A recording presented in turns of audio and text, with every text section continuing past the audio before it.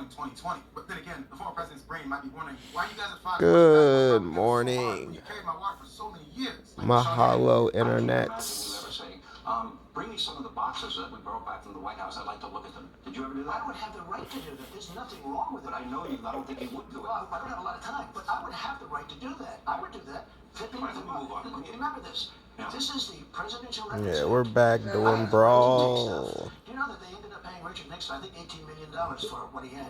They did the presidential records. Really? I have the right to take stuff. I have the right to look at stuff. I have the right to take stuff. Even Hannity saw how damning this conversation was and tried to move on to save his ass, but Trump kept going. Did you notice he said, I didn't hold anything back that I cared about? It's another indication of his selective approach to returning property that he didn't have the right to steal, right before playing the victim card again about Mar-a-Lago being raided viciously. People that know him best keep coming out to warn us of his dangerous mindset. Somebody who knew him very well and spent a lot of time with him is the worst things you have heard are only scratching the surface. This is an unprecedented moment that we are in. There has never been, now granted, we're some of the more vocal former Trump staffers, but he has been denounced by all of his most senior staff, something we've never seen in modern American history before. Multiple White House chiefs of staff, multiple secretaries of defense, his former national security advisor, his former White House communications director, people who saw him in the most important decision-making environments have spoken to the fact that he is unfit and that he poses a threat to democracy, and people need to wake up to that. There isn't a decent explanation for the significant numbers of former staffers and cabinet officials that come out with similar stories of his unstable behavior. Some have had to choose between Biden policies that they completely disagree with and the preservation of our democracy. So let me ask you, I mean, you've been very clear you don't want President Trump to be back in the White House. You've courageously talked about the threat. You are a Republican. That's why you joined the White House. You've worked for Republican candidates. Are you open to supporting Joe Biden? Yeah, I have said that if it is a choice between Donald Trump and Joe Biden in a general election, that even if I don't agree with the policies of President Biden, that I would put policy aside and I would cast my vote for him for democracy, because I look at Donald Trump and this is someone who has shown us that he will not uphold the Constitution. The detractors will be shoved aside, and they'll claim that their opposition is simply due to Trump derangement syndrome, which is a lazy way of saying he refuses to stop engaging in anti-American and illegal activities. The more that he's exposed, the less that he denies the incriminating evidence. So if he's elected again, he'll take it as the country giving him the right to do anything his self-serving heart wants. He is by far the most disgraceful figure in modern presidential history. He's only become more disgraceful since 2016 and since 2020. He is a bubbling cauldron of loathsome traits, and it's only those who are actually suffering from Trump derangement syndrome, which is the way they and Fox News and all the rest of MAGA media try to brush aside all the legitimate criticisms of Trump. You have to be in the throes of some sort of toxic delusion, in a toxic cult, to believe that Donald Trump has ever been, in any sense, emotionally, psychologically, intellectually, or ethically fit to be president of the United States.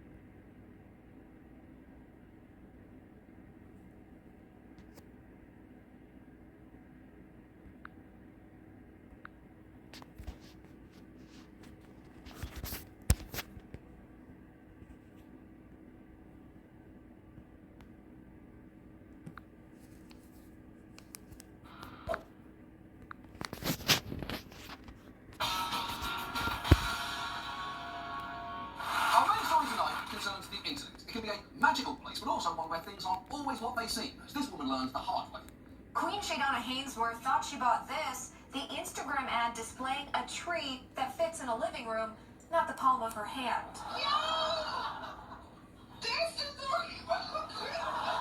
Oh shit, that's hilarious.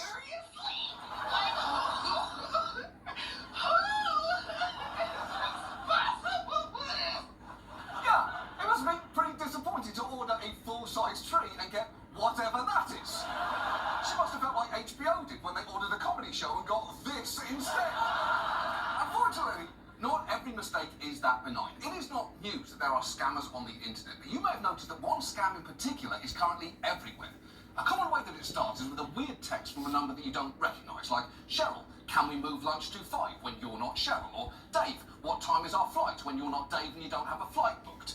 Even as we worked on this piece, multiple members of our staff and their friends were getting these messages from, hello, is this the manager Jessie from the flower shop? To this one reading, is this Dr. John? I'm Emily. Is my horse recovering well? And I'm so glad that wasn't sent to me, because it would have worked. You're calling me Dr. John? I'm instantly on board. And you're assuming that I'm around a horse for medical reasons? That's exactly what I've been saying. I'm allowed to touch it like that. I'm a doctor. And I know most people ignore messages like those, but some write back, get sucked into a conversation, and eventually, through a process that we'll get into, can end up losing a lot of money. It's a scam with a striking name that newscasters can't seem to get over. It's called a pig butchering scam, and it might sound like a gruesome name, but that's because the amount of money victims are losing is painful. The scammers have a terrible term for what Wendy went through. They call it pig butchering. The New Mexico Securities Division calls them pig butchering scams. I know, but listen, don't worry. There are no pigs or any other animals involved. Yes, don't worry, there are no pigs harmed in this pig butchering scam, although if the words do make you squeamish, it's worth noting that there is a process through which pigs are harmed every day. It's actually how we get bacon, pork, and other products. It's called pig butchering, and it's exactly what it sounds like. But the name makes a little more sense once you understand how the scam actually works. In the world of cyber and counterterrorism threats, Special Agent Hassani has seen it all. But in 2021, he began seeing a new scam, pig butchering. But it just refers to raising little piglets, fattening them up, and butchering them. And they're fattening up their victim with illusions of grandeur, of wealth, of love, before bleeding them dry. That is rough, because imagine being a victim of this scam, turning on the news and suddenly learning that the short handful of people in your situation is the pigs. Although I will say it could have been worse, pigs are awesome. They're one of the most intelligent animals on the planet. They're smarter than dogs, most 3-year-olds, and Tom Sandoval. To use a phrase that the police never seem to appreciate, it's actually an honour to be compared to a pig. And if you are thinking, well, this seems like the kind of scam that's been around for decades, that is partially true.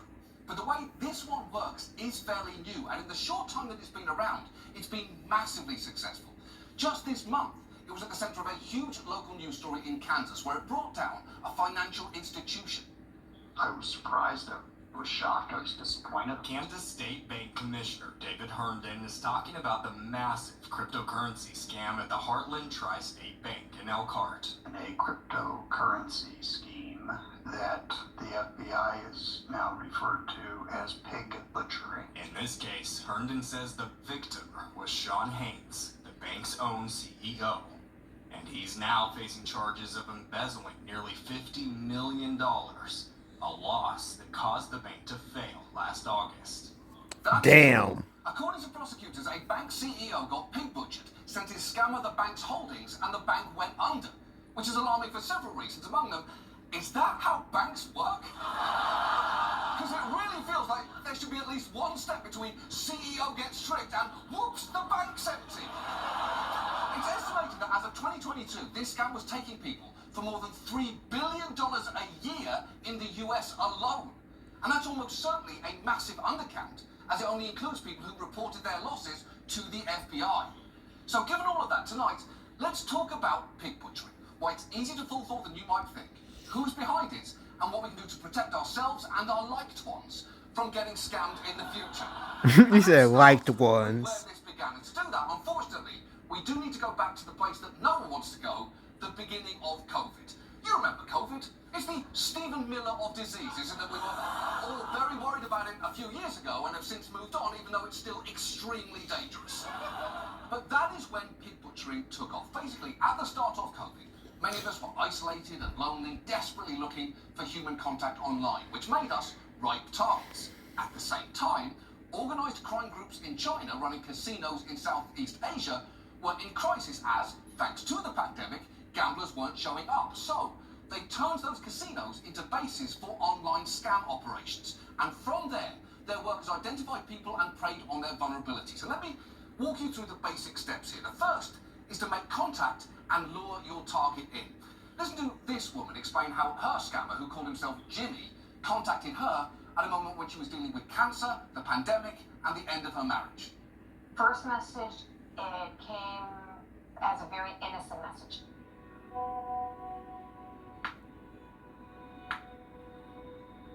I said, wrong number.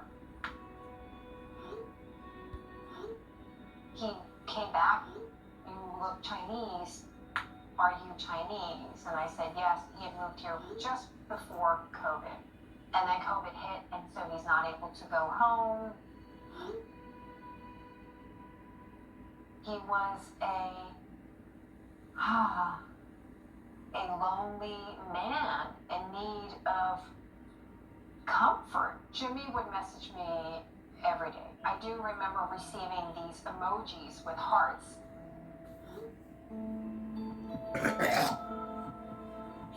It's quite flattering for a middle-aged woman to meet a young man who finds you attractive.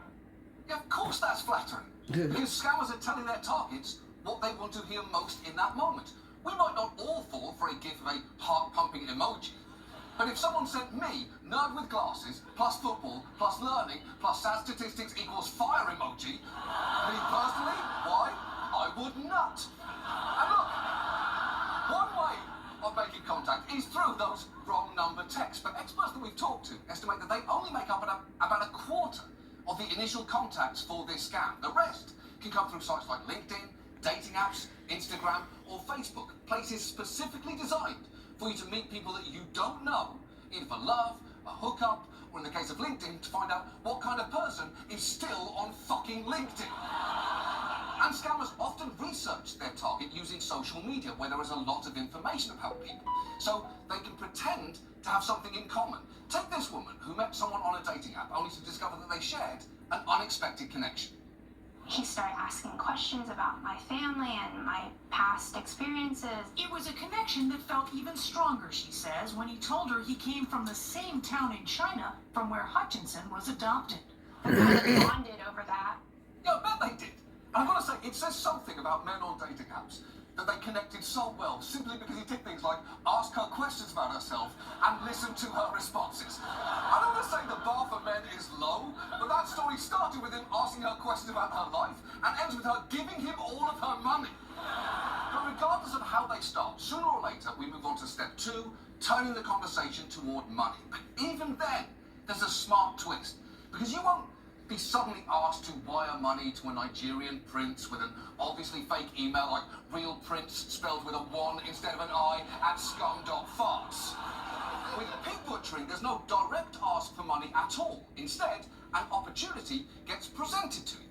Just watch as this man explains the moment when a guy that he met on a dating site started to reel him in. He spent at least a month daily talking to me and cultivating my friendship. Initially, the only talk about money was how much his new online friend had made in crypto. After all, Scott thought he knew how to protect himself from scams. You can invest with me and I'll make you all this money. And it was like, I'm not giving you money. That's not happening. So that's when he started, no, you don't give it to me. You establish your own account and I'll guide you. Right, that's the clever hook here. You're not sending the scammer money. They're helping you set up and control your own account. And everything seems more legitimate when there's an app involved. You don't think so? When is the last time you took an Uber? Oh, get in a nondescript car with someone I've never met? I would never do that. But wait, watch this. I can do it from my phone. Well, in that case, here's my address. Now you know where I live and that I won't be home for the evening. My name's John. I don't know your last name, but that doesn't matter because I'm also not committing your face to memory. Everything's safe. There's an app involved.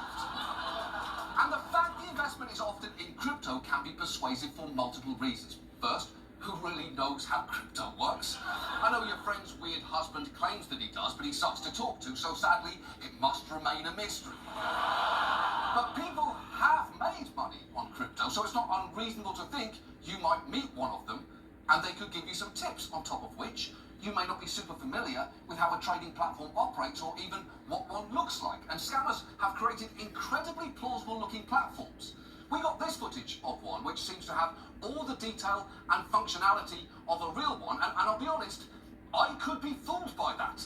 Also, some scammers use legitimate apps that allow anyone to build a trading exchange. The problem is, there are tools that scammers can use to simulate fake results on those apps while taking your money. Just watch this journalist explain how this gave one victim false confidence. In MetaTrader, it looks just like any kind of normal trading interface that one would use. It's available in the Google Play Store, it's available in the Apple App Store. It's an app that has a lot of good ratings, and that was one of the things that made Sai think that this whole operation was legitimate. He believed that his investment was making money. If you're trading on a legitimate trading interface, right, you see the profits and losses over time, and this is exactly what he saw. Right, if your friend told you to download an app and you saw it in the App Store with good reviews, you might assume that everything on it was legitimate, even before you saw MetaTrader's logo, which looks like three men in suits jerking each other off under a table. An appropriate metaphor for cryptocurrency if I have ever seen one. Some scammers even set up additional features like two-factor authentication or customer service lines. This woman tried her best to do due diligence on the site that she was sent and came away convinced that it was real. There was a legal secretary involved in another state, vouching association with a law firm where it was sending money to. She's real, I could verify her. So it was very complex and well rehearsed. Right, she spoke with a legal secretary and a law firm before sending money, and that is more vetting than I've done for my kids' daycare. Look, I love them, and they're very precious to me, but they're also loud, sticky, and one of them is just getting stronger and stronger every day. So, if you have a building with walls and a phone number that I can call, I trust you, take them for the afternoon. And at this point in the process, things might look pretty good for the people getting scammed. You've sent a bit of money to a legitimate-looking site through an account that you control, and your new friend's trading tips seem to be working, so maybe you send a little bit more, and pretty soon you might have a fair amount of money tied up on this trading platform. But when you eventually go to withdraw it, that is where we hit the final step of this process. Remember that woman you saw earlier whose online friend claimed that he was from the same town where she was born? Well, she convinced her dad to invest as well. They seemingly made a bunch of money, and then this happened. By December, their accounts showed a combined balance of $1.2 million, and Hutchinson decided it was time to cash out. That's when the site told her before she could withdraw her money, she'd have to pay a hefty tax bill of roughly $350,000.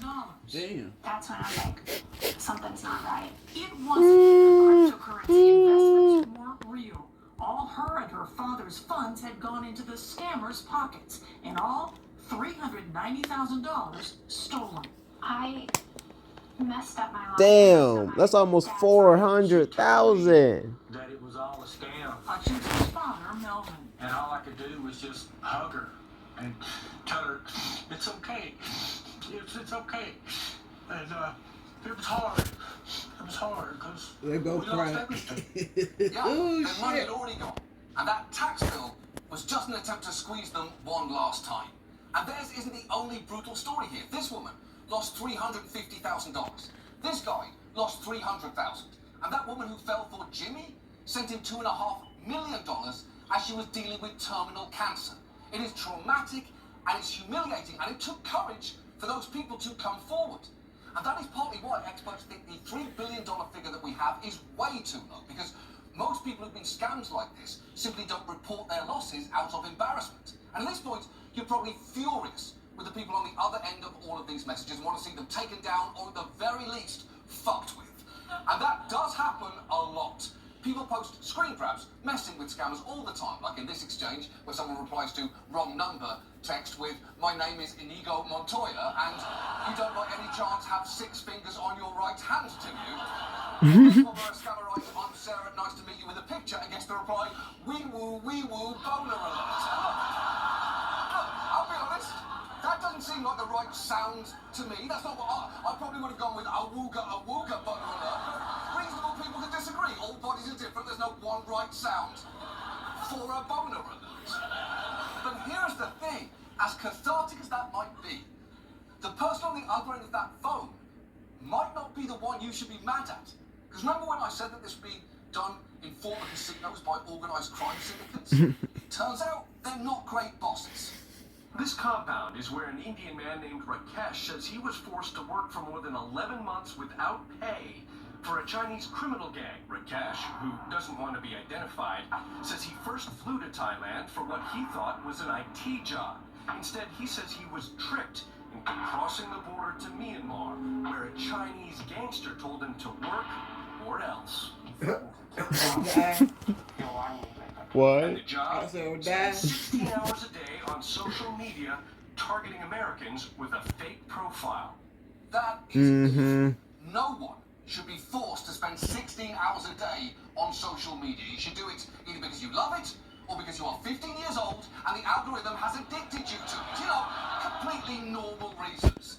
A lot of these organizations are using people who've been human trafficked after being lured to the compound under false pretenses. They're actually the victims of a scam themselves. Basically, they might see job ads for skilled positions as translators or IT specialists in another country. They then go through a whole application process, with some going through up to 4 seemingly legitimate online interviews and fly to their new job. At which point they suddenly learn their new bosses have their documents and they now can't leave. Only got 30 Back points. in 2022, ProPublica estimated that tens of thousands of people had been tricked in this way. A more recent UN report estimated that hundreds of thousands of people have been forcibly engaged in this scheme. They also say most victims are confined to the scam compound and their screens are always monitored by the members of the organised crime group. And once they are in, they are provided fake profiles to try and hook people in with. Here's who Rakesh found himself being all day. I got a Russian girl. With using a Russian girl fake profile, I need to scam the people. Posing as a Salt Lake City-based investor named Clara Simonov, Rakesh flirted online with potential targets. 70 to 80% fall for fake love. Yeah, Rakesh was Clara Simonov from Salt Lake City. So before we go any further, anyone who thinks that they are dating Clara, I'm afraid you are not. The relationship is over. It's not you, but it's also not her, it's Rakesh. It isn't him, it's Rakesh's boss who won't let him leave. The whole operation is highly organised and set up to get around the usual ways that you might detect a scam. For instance, some organisations generate their own photos for the profile so that they can't be reverse image searched. And employees are given manuals like these that guide them through every step of the process. And they're taught to target people who look wealthy and successful. One advises on the first day, talk about things like your name, age, occupation and hobbies. Then the next day, talk about your emotional experience with a message divided into 2 paragraphs. And then on the third day, talk about your entrepreneurial experience. They're even given tips on how to break down people's defences. We reviewed several of these manuals, and they carefully explain how to build trust and exploit weaknesses in their so-called client, such as be funny, make clients fall in love with you so deeply that they forget everything. You know, the chilling thing is, that's kind of true.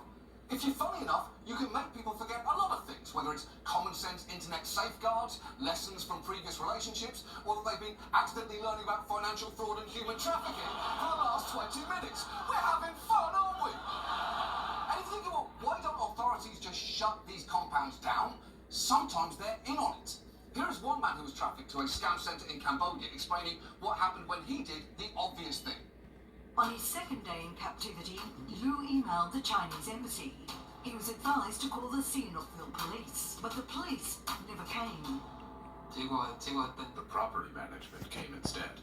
They knew that I'd called the police. 5 days. Liu says the managers then sold him to another scamming company. He said, because I called the police, they had to take care of the police with at least $4,000, and I had to pay for that too. Yeah, the authorities weren't going to help him, which actually makes sense when you learn that according to UN estimates, pig butchering in Cambodia brings in an amount equivalent to half the country's GDP, which is worrisome because, as everyone knows, when something generates that much money, you don't shut it down, you spin it off and pray the magic works a second time. Come on! And conditions in these compounds can be brutal. That man you saw earlier, Rakesh, took photos of abuse like this one, of a co-worker who'd been beaten. And Liu, who managed to get out, now works to free others. And the stories of what he's seen are, fair warning, hard to watch.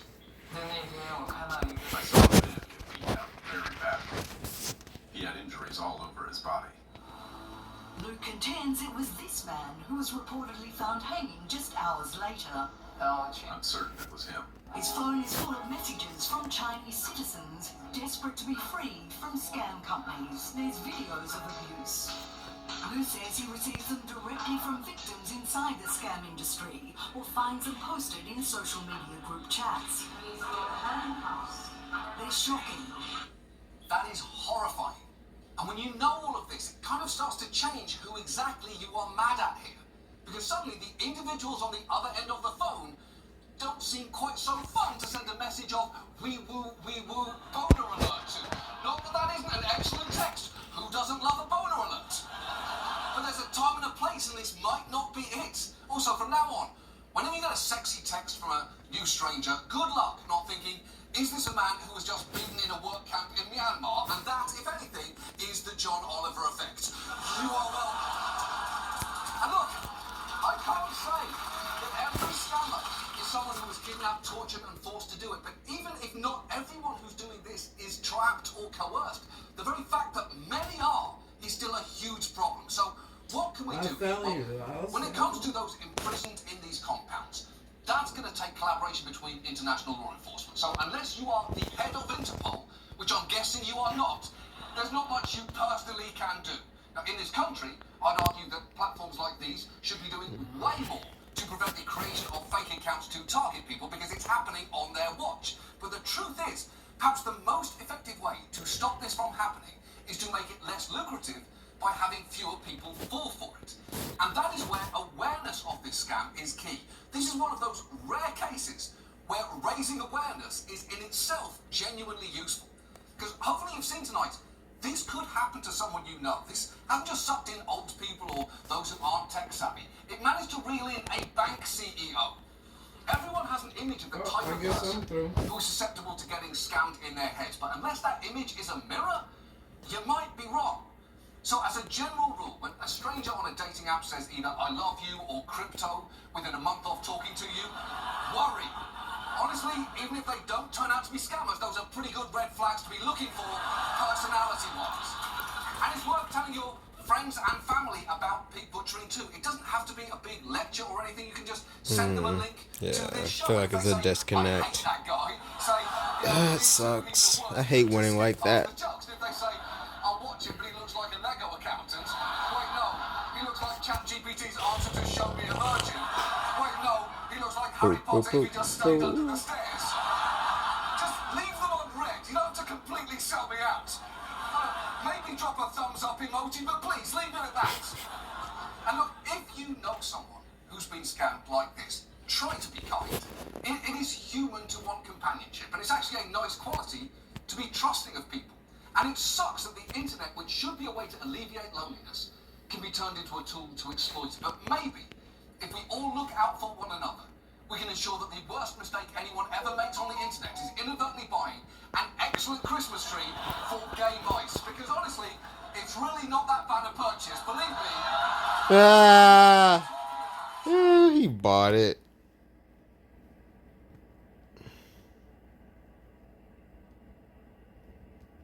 Yeah, that would be more expensive than wherever they were selling it for.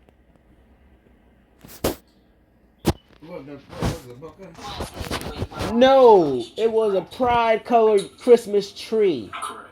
This woman ordered it, and then when it came, it was like this big. It was maybe like this tall. These two bubblers.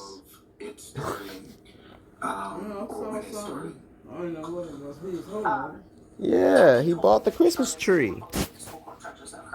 That is incorrect.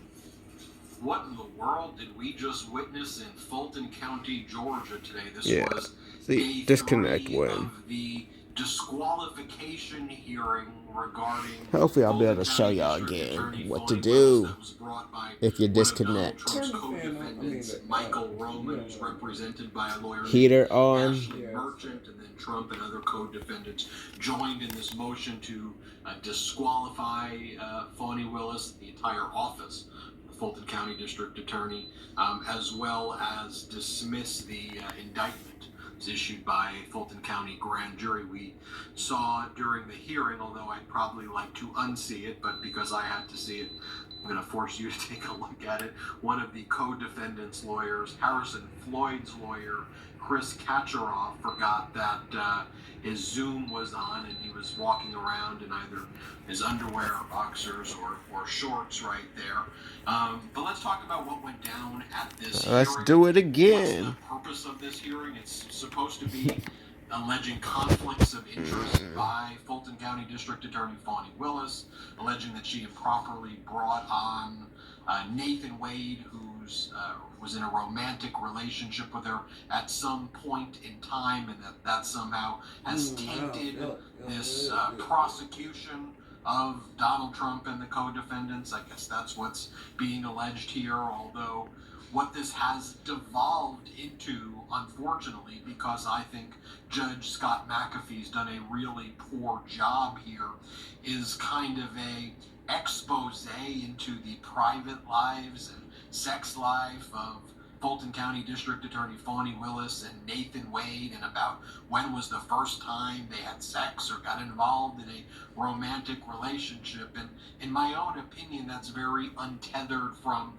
what this hearing's supposed to be about, which is the conflict of interest. So if it started as a conflict of interest, it kind of devolved into did Fulton County District Attorney Fani Willis and Nathan Wade tell the truth when they submitted paperwork to the court and declarations with notification rebutting the conflict of interest claims, but saying that their relationship commenced in 2022, and then Trump's lawyer and Ashley Merchant, the lawyer for co-defendant Michael Roman, who used to apparently be a big fan of Nathan Wade. You can see Ashley Merchant right there. They wanted to argue the relationship happened in 2019, so they brought back in this guy, Terrence Bradley, who used to be the law partner of Nathan Wade. And he was at one point in time Nathan Wade's divorce lawyer. He had previously testified during the earlier hearings that took place in previous weeks. But they brought him back because Judge Scott McAfee found that there were some aspects of his observations and communications with Nathan Wade that were not covered by the attorney-client privilege that he previously asserted. So Judge McAfee said, we need another hearing of, I guess, airing out the private sex life of Fulton County District Attorney Fani Willis. In my own view, this is so utterly despicable, and if this wasn't a powerful black female prosecutor prosecuting Trump, this is unprecedented that this is taking place. The very fact that they would even allege a conflict of a consensual adult relationship, maybe it's an HR issue, maybe it's something that we could say is certainly not best corporate practices or best prosecutorial practices, maybe, I don't know, but this is happening, I think, because of who the prosecutor is, and I saw that dynamic play out today. And ultimately, what Terrence Bradley said about his relationship with Nathan Wade, he said this was basically what it boiled down to. That there was one point in time, there was one meeting that Terrence Bradley's aware of, that he met with Nathan Wade in their office together, in the back of their office, and Nathan Wade had told Terrence Bradley that there was a relationship with Fani Willis, that there was a romantic relationship. And that's basically the extent of Terrence Bradley's knowledge. He didn't know when it took place, he didn't know how it took place, he didn't observe anything.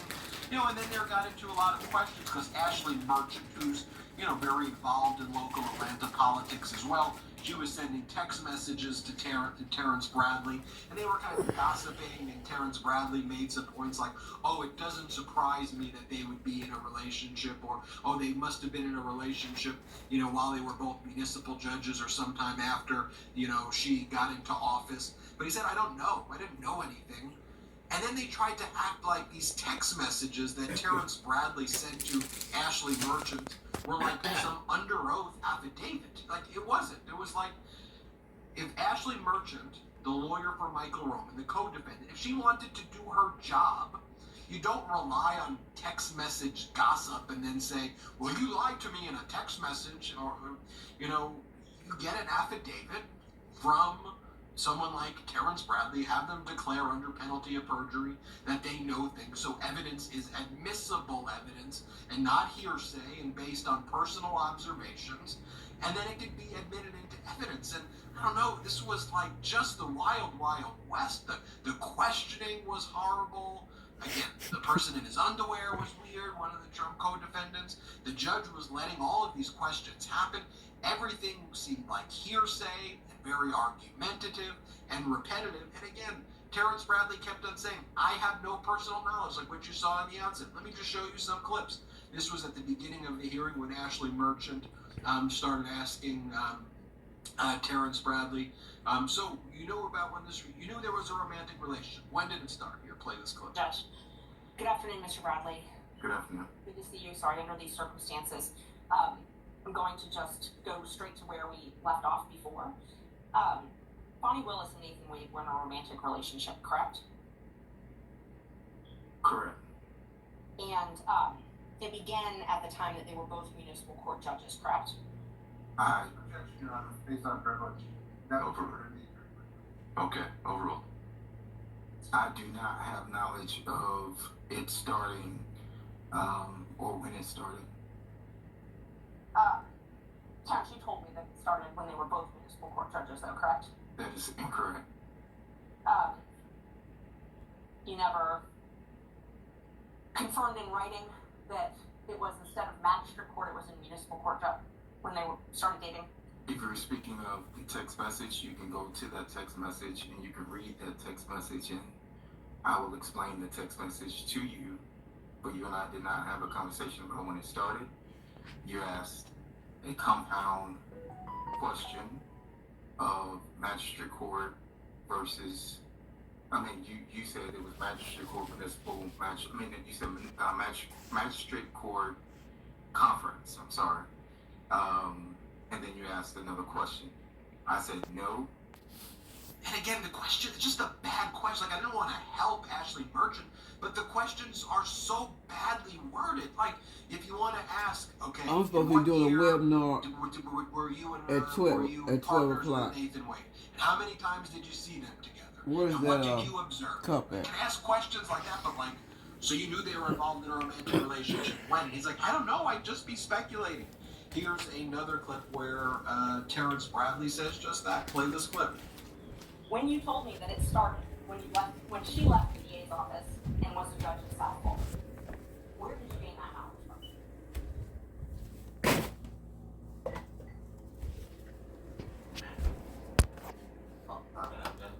His testimony a few minutes ago that he did not recall making that statement. I'll overrule that, Mr. Bradley. Answer the question. Repeat the question. When you told me that their relationship started when she left the DA's office and was a judge in South Fulton, where did you obtain that knowledge from?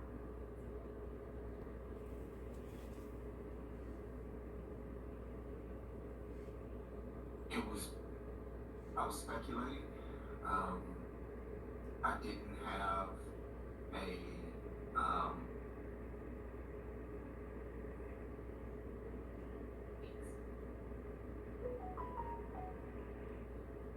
no one told me I was speculating. No one told you that? And again, here's another clip where, again, more bad questions by Ashley Merchant. And again, just when did you know they had sex? I mean, was he in the room? If you want to ask, did Nathan Wade tell you that they did X, Y, and Z? It still should be hearsay. But if you want to say there's a hearsay exception to it, I guess fine. But I think the question that's being asked, and over again, he's saying, I don't know. Here, play the clip. I don't object to ask an answer. He's testified that He has an answer. We haven't heard an answer. he testified he had one conversation with Mr. Wade in the back of his law office. His answer may change. So What happened to the question? I can't recall what the conversation was. I do recall knowing that they would. What are the chords and stuff that goes to this one? That he would go down to the office. It's not right there next to you, folded up. I can't tell you in what capacity or when or any of that. No. Or over here. I guess I need to put some clothes on. A web? No, I don't know. Yes, it's gonna be a video thing. You know what a seminar is? You go to a hotel conference room and sit in the room and listen to someone speak. It's not gonna be like Zoom where they can see me. That he had a garage door opener to either a house or a condo or something like that of Miss Willis's. Probably. If you're doing it on your phone, assume it's going to be a camera involved to monitor your participation or just to know that you're there, see, So I guess I need to interact. So no, I do not have Yes. knowledge of him having a garage door. So that was basically the mess of the hearing today. We'll see what Judge Scott McAfee ultimately does here. And again, my view of this is, where's the conflict of interest that has tainted the prosecution by two adults having a consensual relationship? What does Terrence Bradley know? He wasn't in the room. He says he's speculating. No one observed this. You have consistent testimony with the records from Bonnie Willis and Nathan Wade. And by the way, my own view of it is, even if they met in 2019 and 2020 before she hired him, and they had a brief romantic relationship where they were adults and they had sex with them, what are we talking about? What are we talking about? It seems that there are real double standards here, especially when you know that Trump and his just watch this thing in a horror. So despicable. I appreciate you all watching it here on the Midas Touch Network, making it in top streaming live coverage here in America. So thank you for that. Appreciate you for that. Hit subscribe. Let's get to 3 minutes. Thank you. Hey, Midas Mike. Love this report? Continue the conversation by following us on Instagram @MidasTouch. Keep up with the most important news of the day. What are you waiting for? Follow us now.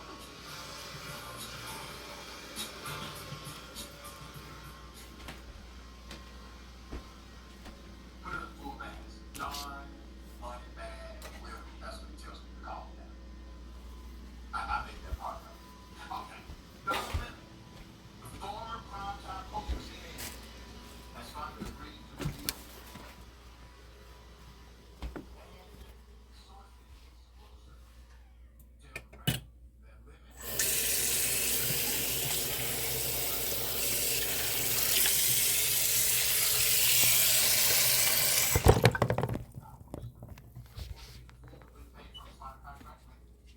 Which extended 3.5 years from his ousting arrest. Living got in the crosshairs, but he said the grass when he rolled on his The hat? No. He startled his female colleagues with his implication that Republican presidential candidate Nikki Haley walks past a private line. That is the she is. The network is living after the show, and what he described as a termination. Quote, it is clear that there are some large issues at play. Living on social media. He said he was done and was informed about it.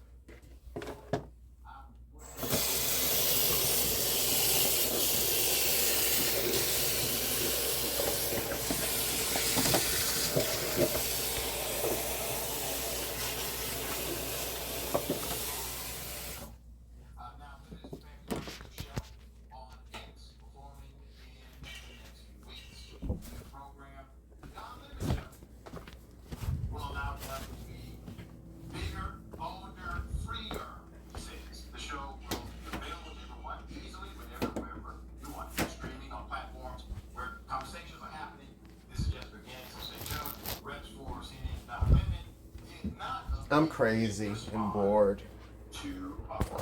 What am I looking for? And you have to be there to appreciate the moment. So during the festivities of last year's White House Correspondents' Dinner, Jack and I went to DC, went to a party, CNN, and that's what it's all about. That's what the party is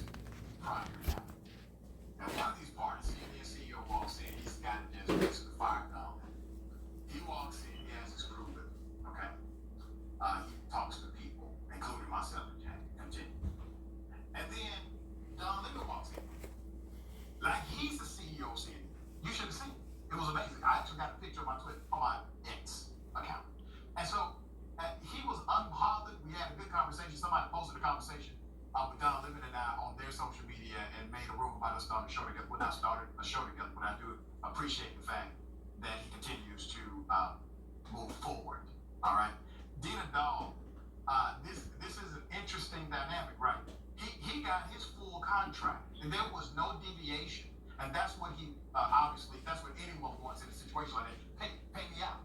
3.5 years is what he had to pay. Yeah, I'm actually good friends with his attorney, Brian Freeman. Not giving any private information around this, but he is a really good attorney, and he has represented Mickey Kelly and Chris Harrison and Chris Cuomo and their Oh shit. departure settlements, let's say, from their various networks. He is not somebody to All the lawyers all the people he's represented it in their departure settlements.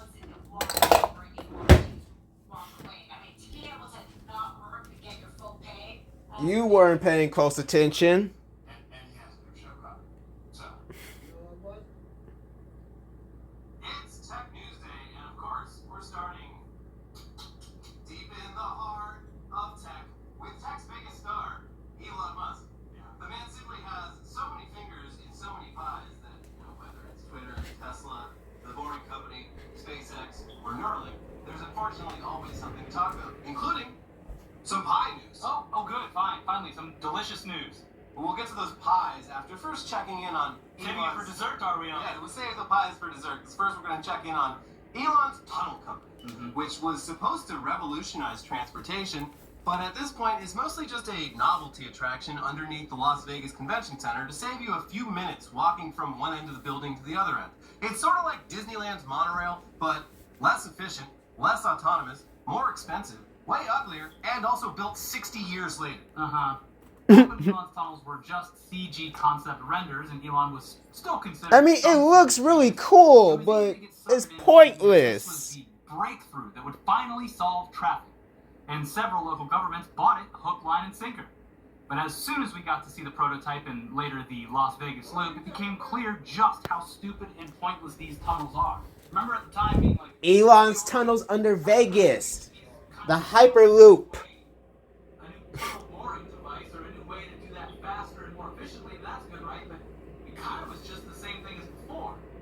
It's a tunnel that you put a car in. Yeah, it's less innovative because it carries less people. Yeah. Slower. So yeah, it's just individual cars taking individual riders through a narrow, bumpy tunnel at low speeds, which somehow still requires drivers for each car, despite all of Tesla's self-driving technology. It's literally less impressive than the trams that loop around to all the terminals at most major airports, which are themselves just dumbed-down versions of light rail, the tried and true transportation solution for the entire developed world, except for the United States. We'll get there someday, baby. New York and Chicago, they're living it, but not me. I mean, we have it in LA, but it's not particularly useful. Yeah. It's getting more useful. It's getting better. Very, very slowly. If you want to go from Azusa to Long Beach, baby, do I have a light rail? There's a train for that. Yeah.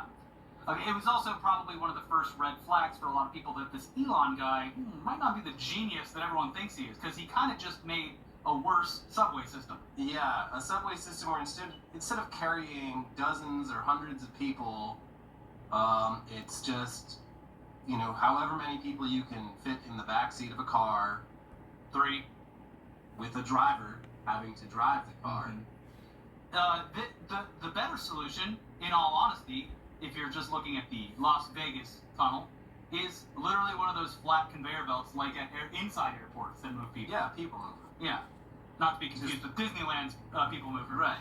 But yeah, just build the world's largest it's an escalator, but flat. Yeah. Have you thought about this, Elon? It's pretty cool.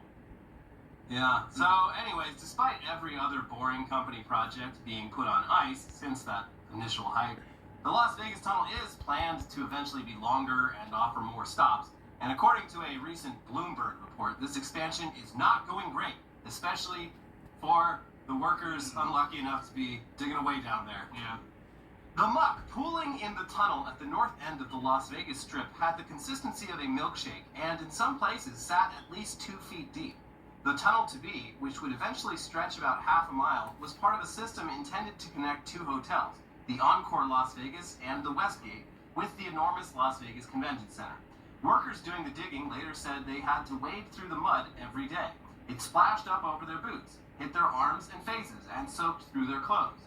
At first, it merely felt damp, but in addition to the water, sand, and silt, the natural byproducts of any dig, the workers understood that it was full of chemicals, known as accelerants. Oh, good. Oh, fuck. Accelerants cure the grout that seals the tunnel's concrete supports, helping the grout set properly and protecting the work against cracks and other deterioration. They also seriously burn exposed human skin. At the Encore dig site, such burns became almost routine. Workers there told Nevada's Occupational Safety and Health Administration. An investigation by the state OSHA, which Bloomberg Businessweek has obtained via a Freedom of Information request, describes workers being scarred permanently on their arms and legs.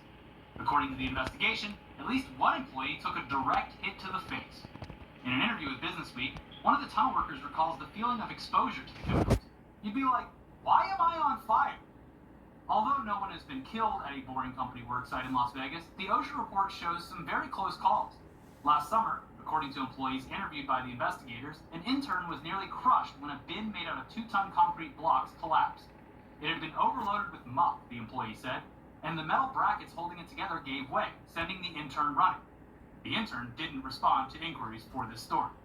Altogether, OSHA found 8 violations it categorized as serious and fined the boring company a total of $112,504 last fall. That'll teach him. Man, truck just running around in all this disgusting, toxic muck. Yeah, they are. You know, the boring company. I'm hungry. Succeeded at its original I goal gotta of go. revolutionizing What can I transport, do? but it has succeeded at creating a place where we can generate our own real-life Batman villains. Yeah, all in one place. Yeah, and at first, Oh shit. Okay, alright. I'm gonna wrap this up. Thanks for watching. If you've watched this much, do me a favor, give it a like, comment, joke. I know how interesting it's just watching people play Magic. Alright.